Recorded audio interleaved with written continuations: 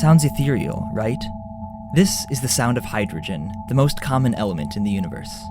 It's the simplest atom, the building block of stars, and the stuff that turns unsaturated fat into saturated fat. It also blew up the Hindenburg. But how are we listening to hydrogen? It doesn't normally make noise, does it? Well, atomic hydrogen absorbs and emits radiation at certain frequencies, its atomic spectrum. And if hydrogen emitted sound waves instead of light waves, this is what it would sound like.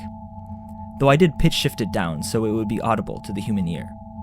So, just like you might have seen false color pictures of galaxies and planets made by shifting infrared or radio wave images into the visible spectrum, this is a false pitch sound, shifted into the audible spectrum.